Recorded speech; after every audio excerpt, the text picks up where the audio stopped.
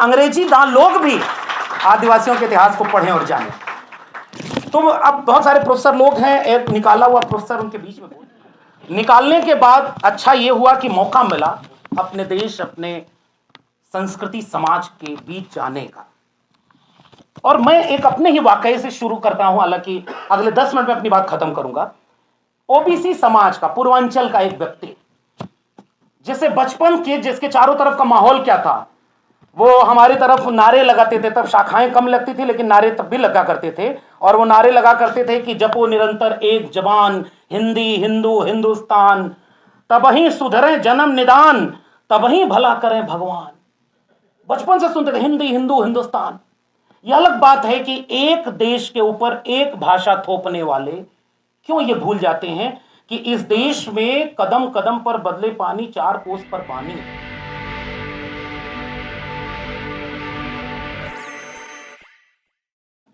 कि जब मैंने अ से अनार लिखा, उन्होंने कहा आह कितना सुंदर। जब मैंने आ से आम लिखा तो उन्होंने आम के गुण गाए। जब अ से अधिकार लिखा वे भड़क गए। और आज दिल्ली के जिस परिसर में हम हैं,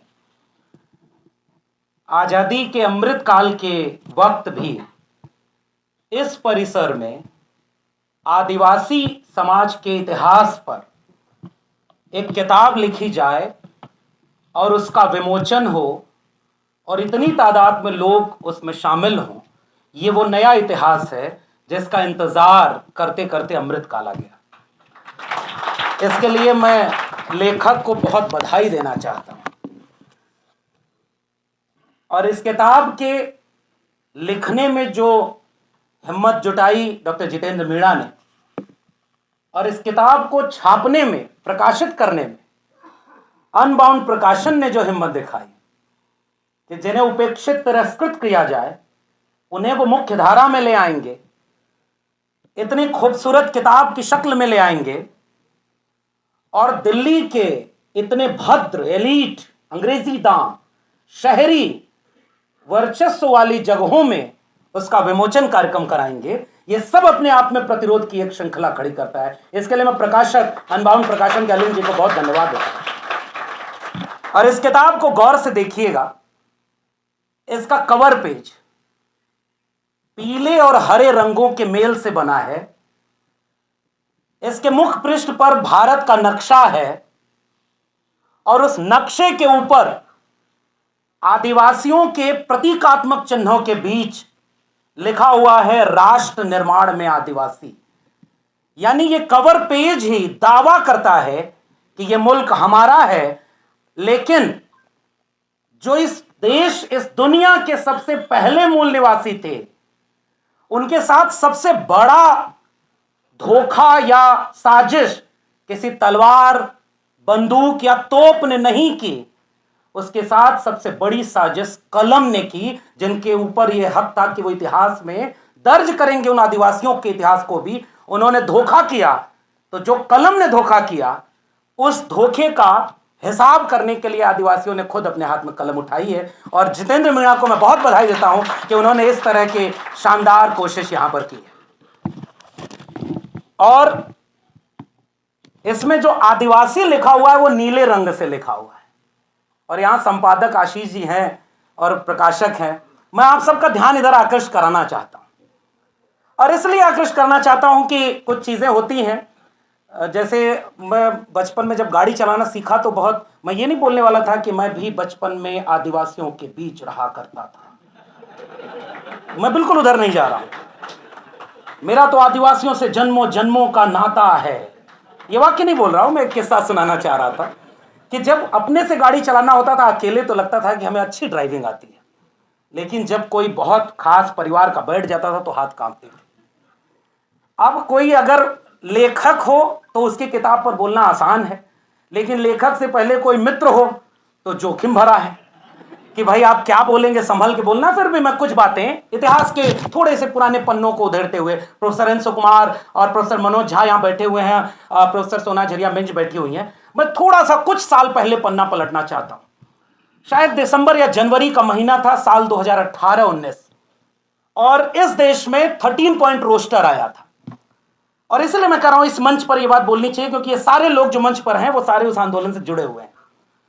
और उस समय पूरे देश में रोस्टर आंदोलन के खिलाफ जो अगुवाई थी वो दिल्ली विश्वविद्यालय ने की थी, उनमें हम लोग शुमार थे। लेकिन उसी बीच में जितेंद्र मीणा एक बार एक नया मुद्दा एक बैठक में ले आते हैं कि आदिवासियों के वन अधिकार अधिनियम से छेड़खानी हो रही है, और उन्हें कागज दिखाने के लिए कहा जा रहा है कि अगर आपको यह साबित करना है कि वो जमीन जिस पर आप नहीं आपके पुरखे रहते आए हैं वो जमीन आपकी है, इसके लिए आपको कागज दिखाना पड़ेगा। हम लोग भी समझे कि ये कौन सा मुद्दा है, इस पर हम लोग क्या करेंगे क्या नहीं करेंगे। लेकिन जितेंद्र मीणा ने उसका पूरा शोध किया हुआ था, और उसके बाद धीरे धीरे वो मुद्दा बना। और मुझे याद है जंतर मंतर पर एक बड़ा आंदोलन हुआ, और उस समय देश में यह नारा लगा था कि भले जेल में जाएंगे हम कागज नहीं दिखाएंगे। लेकिन शाहीन बाग की वो दादियों ने जो नारा लगाया कि उस समय सीएनआरसी के नाम पर संविधान से जो छेड़खानी हो रही थी, तब लोगों को लगा कि ये सारा झगड़ा तो केवल मुसलमानों के खिलाफ है, हमारा नंबर तो आएगा नहीं। लेकिन जब आदिवासी समाज का पूरे देश में आंदोलन खड़ा हुआ कि आप जो कागज मांग रहे हो असल में आपका निशाना हमारी जमीन है, और उस जमीन के नीचे जो खनिज संसाधन है जो हमारे हैं उसे आप छीनना चाहते हो।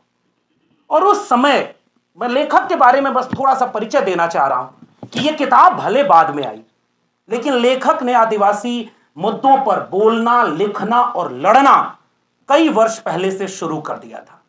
और कई ऐसे किस्से वो आते रहे जिसे हम लोग भी नहीं जानते थे। बाद के दिनों में तमाम लोग प्रोफेसर हैं। अब जैसे प्रोफेसर मनोज झा जी बैठे हुए हैं संसद में, मैंने एक वीडियो देखी कि ये दो लोग उधर से जा रहे हैं, सामने से कोई विपक्ष का सांसद आ रहा है तो अभिवादन किस शैली में कर रहा है, गली गली में शोर है। अब आगे वाला नहीं बोलता हूं क्योंकि संसद के परिसर वाली बात है।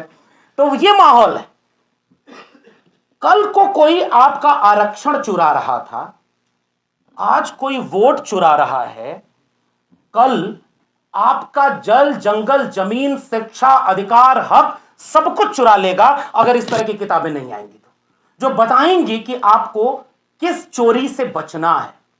और इसलिए इस किताब में जो भूमिका है उस भूमिका से अपनी बात प्रोफेसर एन सुकुमार ने एक इशारा कर दिया है, जिसकी तरफ लेखक और प्रकाशक दोनों को ध्यान में रखना होगा कि अगर यह किताब हिंदी की बजाय अंग्रेजी में होती तो और जल्दी वो इस पूरी किताब को पढ़ लेते। और मैं उम्मीद करता हूं कि अगला कार्यक्रम अंग्रेजी संस्करण के साथ हो, ताकि अंग्रेजी दान लोग भी आदिवासियों के इतिहास को पढ़ें और जानें।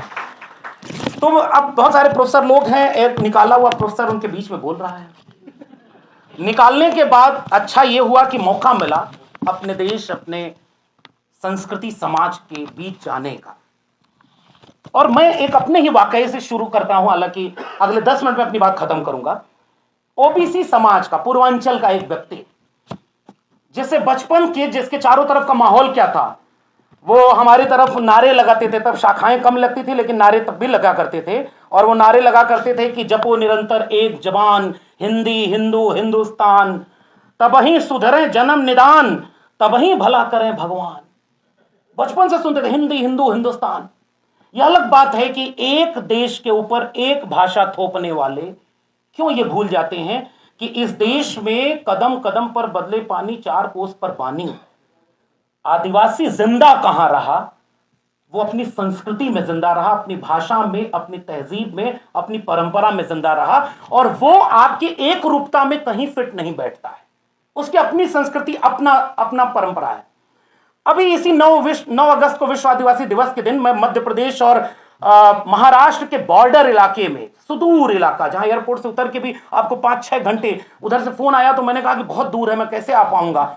उन्होंने कहा सर, राजमार्गों और हवाई अड्डों के इतने करीब अगर आदिवासी रहते तो आज हाशिए पर नहीं रहा करते। उन तक पहुंचने के लिए आपको कई किलोमीटर ऐसी जगह जाना होगा जहां सड़कें अच्छी नहीं होंगी, जहां रास्ते अच्छे नहीं होंगे। फिर तुरंत कोई पलट कर कहेगा कि सड़क बनाने जाते हैं तो आप विरोध करते हैं। लेकिन सवाल यह पूछा जाएगा कि आप विकास का चेहरा दिखाकर विनाश उन पर थोपते हैं। मैं गया वहां तो रास्ते में जहां जहां मौका मिला आदिवासी समाज के लोग स्वागत कर रहे थे। मैंने उस वीडियो को पोस्ट किया। और प्रोफेसर मनोज झा इस बात को समझेंगे, क्योंकि जिस डिकास्ट होने की बात को हम लोग कहते हैं, आप सोचिए कि इस मंच पर अधिकांश लोग जब प्रोफेसर एन सुकुमार बोल रहे हैं या प्रोफेसर सोना झरिया मिंज बोल रही हैं या हम लोग, तो उसकी भी अपनी एक लोकेशन है, पॉलिटिकल और सोशल लोकेशन है। और प्रोफेसर मनोज झा भी हैं जो लड़ाई ही सोशल जस्टिस की लड़ते हैं। उन्होंने तिलक लगाया हल्दी का और चावल से, जो पीली हल्दी में लिपटे हुए चावल थे, उसको माथे पर ऐसे तिरछा लगाया, पीले गमछे को सर में बांधा और उस चावल से ऐसे छिड़काव किया। और उनकी थाली में एक दीपक था और उसके बगल में नारियल रखा हुआ था। मैं बड़ा संकोच के साथ इस वीडियो को फेसबुक पर या ट्विटर पर लगाना चाह रहा था कि लोग कहेंगे कि जिस मनुवादी संस्कृति का आप विरोध करते हैं आप उसी का पालन करने लगे। लेकिन फिर भी मैंने कहा कि जरा इसका एक टेस्ट करता हूं, जैसे मैं यहां एक टेस्ट करता हूं। दिल्ली के सबसे एलीट क्लब में यह बैठक हो रही है। झारखंड के एक सुदूर आदिवासी इलाके में जब मैं वहां गया तो वहां सबसे, वो भी आदिवासी दिवस का कार्यक्रम था, उन्होंने पहले पूजा करने के लिए वहां मुझे बुलाया। मैंने कहा साहब इतने कैमरे लगे हुए हैं, वहां जाके पूजा करना है? हम लोग उस परंपरा के तो है नहीं कि पूजा करने में मूर्ति के पीछे पहले कैमरामैन खड़ा हो तब जाकर के आप साधना लीन हो। वो फोटो छपती है तो लगता है कि आप महान पुजारी हैं, और देश में ऐसे समय जब पुजारी और नेता का फर्क भी मिट गया हो। लेकिन उन्होंने कहा साहब ये वो पूजा नहीं है। और जितेंद्र मीणा ने अपनी किताब की भूमिका में वो बात लिखी है। आपको पता ही नहीं चला साहब कि उस जगह पर जब उन्होंने अभिवादन किया, बुढ़ाल पेन्ना सेवा सेवा, मैं यहां आपसे दावे से कहता हूं किसी को इसका अर्थ ही नहीं पता होगा। जो आदिवासी समाज के लोग हैं वो जानते हो। बिरसा मुंडा ना सेवा सेवा, तिलका मांझी ना सेवा सेवा। What is the mean of सेवा? हमें पता ही नहीं। जब मैं मध्य प्रदेश और महाराष्ट्र के आदिवासी इलाकों में गया तो वहां सेवा जोहार का नारा लगता है, 7 रंग का झंडा होता है और उस पर तीर बने होते हैं। उनके अपने देव होते हैं, वो उनकी परंपरा होती है। और उनके पूजा प्रकृति की पूजा है। वो एक मटके में मिट्टी रख करके उसमें गेहूं को जब आरोपित करते हैं और जब पहला अंकुर फूटता है तो उसे अपना देव मानकर उसकी पूजा करते हैं। पीला उसी से, प्रकृति का रंग। इसीलिए ये बात भूल न जाऊं, इसलिए लेखक ने याद फिर दिला दिया है कि किताब का रंग पीला है। यह आदिवासी संस्कृति का द्योतक है। और इस बात को आपको गौर से समझना चाहिए। इस भारत नक्शे में, मैं फिर से कह रहा हूं, एक बहुत बड़े लेखक ने एक बात कही कि 3 नक्शा भारत का उठाना।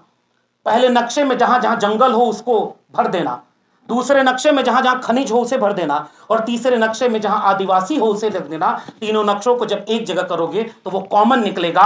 यानी इस देश की जल जंगल जमीन को अगर किसी ने बचाया है तो वो आदिवासियों ने बचाया है। लेकिन विकास के नाम पर आप विनाश कर रहे हो आदिवासियों का भी और उस कुदरत का भी, जल जंगल जमीन का भी, जिसकी वो पूजा करते हैं। और इसलिए मैंने ये याद किया कि हम जिन पिछड़े समाज के, ओबीसी, किसान, कृषक परिवारों के बीच से बचपन को याद करते हैं तो लगता है कि कृषि पूजा तो हमारे यहां भी हुआ करती थी। फसल बोई गई तब उसके फसल बोने के गीत हुआ करती थी। फसल काटी जाए तो उसके फसल काटने के बाद पहला बीज उसका एक आग में जलाकर उसे होला कहते थे। और बाद में कोई होलिका की कहानी आई और होला की कहानी पर बैठ गई। बाकी आप समझदार लोगों को इशारा काफी है। तो कैसे कैप्चर किया जाता है? और जितेंद्र मीणा ने अपनी किताब की भूमिका में यह बात बहुत साफ लिखी है कि इतिहास उन लोगों का कभी नहीं बनता जो अपने इतिहास को लिखते और दर्ज करते नहीं, और कमजोर लोगों का कोई इतिहास कभी कोई लिखता भी नहीं। इसलिए मैं जब उस पूरी परंपरा को देखा और फेसबुक के नीचे कमेंट को देखा तो सब लोग ये लिख रहे हैं कि भाई आप तो वही निकले, आप आरती करवा रहे हो, आप हल्दी और इसका वो। तब मुझे लगा कि इस देश में अभी पता ही नहीं लोगों को कि आदिवासियों की संस्कृति क्या है, और वैसे ही कृषक समाज की संस्कृति क्या है। कृषक समाज की परंपरा, हमारे यहाँ ओबीसी घरों में भी आप पुरानी परंपरा में जाएंगे तो पीले गमछे से स्वागत होता है। हल्दी और चावल और दूब उस शादी में सबसे पवित्र मान करके उसकी पूजा होती है। तो कुदरत के बीच सबसे पहला रिश्ता उन्हीं लोगों का था जो जल जंगल जमीन से जुड़े थे। बीच में कोई बैठ गया जो बताने लगा कि हम वो ठेकेदार हैं जो आपकी पूजा को भी वैध और अवैध साबित करेंगे। और उन्हीं लोगों के हाथ में जब कलम आई, महात्मा ज्योतिबा फूले ने उन्हीं लोगों के लिए लिखा है कलम कसाई। बहुत कठिन शब्द है, चुभेगा। हम भी चाहते हैं कि चुभे। बहुत आसान चीजों से, फूल से इलाज होता भी नहीं। जी नहीं सकता तो जीने की तमन्ना छोड़ दे, बहते बहते रुक जाए वो दरिया छोड़ दे। फूल था मैं और मुझे कांटा बनाकर रख दिया, और अब कांटे से कहते हो कि चुभना छोड़ दे। तो हम तो चाहते हैं कि ये बातें आपको चुभें कि आपने इतिहास में किस तरह से चीजों को लिखा है। और हमारे भारत आदिवासी पार्टी के सांसद राजकुमार राज जी हमारे बीच में आए हैं। मैं चाहता हूं कि वो भी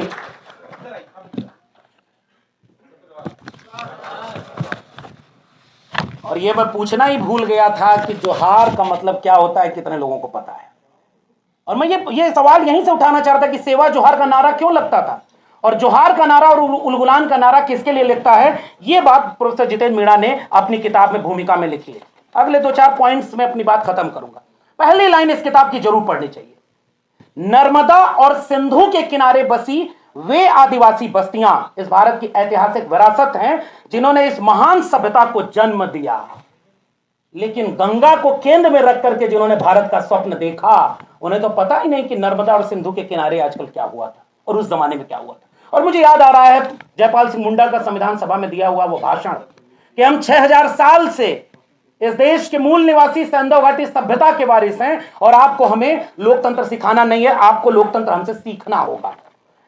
इस किताब में भूमिका जो है वो बहुत महत्वपूर्ण है और इस भूमिका को बार बार पढ़ा जाना चाहिए। यह भूमिका आपको परिचित कराएगी जिन्हें पता ही नहीं कि जोहार, सेवा जोहार, उलगुलान, आदिवासी संस्कृति, आदिवासियों की परंपरा और वर्तमान में आदिवासियों के साथ कितने तरह का अन्याय हो रहा है। इस किताब की भूमिका में वो सारी बातें लिखी हुई हैं। और कानून के नाम पर किन लोगों ने जब कानून बनाया तो वो कानून विरासत, अस्तित्व और सांस्कृतिक और आर्थिक आधार के खिलाफ चला गया। और फिर आंकड़ों के साथ ये दावा करती है कि एक समय जब जंगल को निजी संपत्ति घोषित किया गया तो आदिवासियों के ऊपर किस तरह का जुल्म हुआ। इसलिए भी इस किताब को जरूर पढ़ा जाना चाहिए। भारत में क्रिमिनल ट्राइब एक्ट का कानूनी आधार आवारागर्दी अधिनियम और आदतन अपराधी अधिनियम में निहित है। आवारागर्दी अधिनियम पता ही नहीं होगा। आजकल कल पार्लियामेंट में हमारे राजकुमार भाई बैठे हुए हैं, एक बिल आ रहा है, ऐसे मौके पर आ रहा है जब जो सबसे जरूरी बिल है उस पर चर्चा नहीं हो रही, नारे लगा के सबकी परीक्षा ली जा रही।